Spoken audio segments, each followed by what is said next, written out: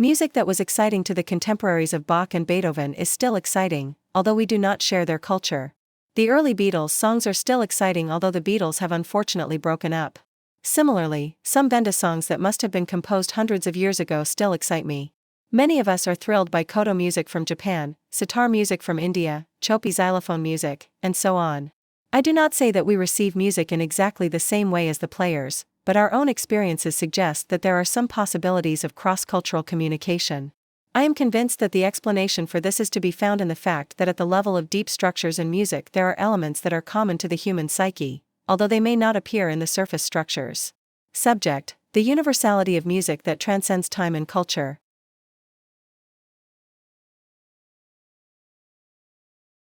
Noise from inland wind farms, part of a growing industry located largely in the central Midwestern United States and in the Canadian provinces of Ontario and Quebec, is the subject of scientific controversy. It is believed by many scientists to subject nearby residents to insomnia and headaches, as well as the muscle aches, anxiety, and depression that result from sleep loss, from low-frequency noise, and possibly from changes in air pressure caused by operation of the turbines. Whether these symptoms are the result of actual wind turbine activity, of weather sensitivity, or of stress reactions brought on by noise annoyance is not entirely clear, because the definition of noise annoyance includes emotional reactions as well as physical symptoms. Studies are showing conflicting results. Each side of the controversy can cite extensive evidence, but neither side is convinced by the other's interpretation of research design or findings.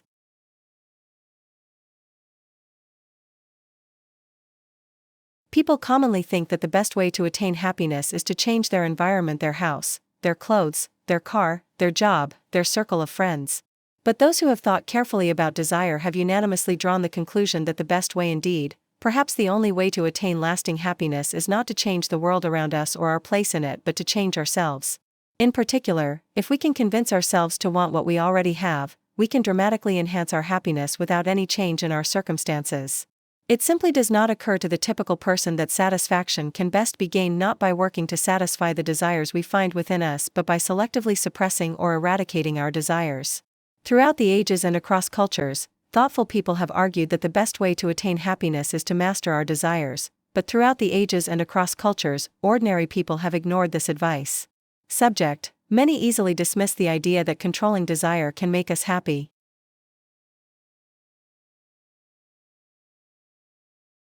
Perhaps there is something fundamentally bad about war, which is slowly becoming clear to us as a species. Perhaps aversion to war, even a recognition that it is wrong, lies deep within the human condition. There is some support for this idea in evolutionary anthropology. The change in body composition and face shape from the higher apes to Homo sapiens, to softer skin, blunter teeth and claws, lower brow ridges may have been part of an evolution away from violence. As we got better and better at cooperating in sophisticated ways to hunt, gather, build shelter, and raise children, the success of individuals became bound up with the success of the group. The groups that succeeded were those that weeded out the violent and disruptive. Social and biological evolution thus intertwined, ensuring the success of the gentler ones who remained.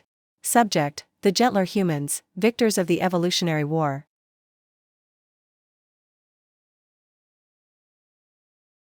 Success as a scientist is not simply a function of the quality of the ideas we hold in our heads, or of the data we hold in our hands, but also of the language we use to describe them.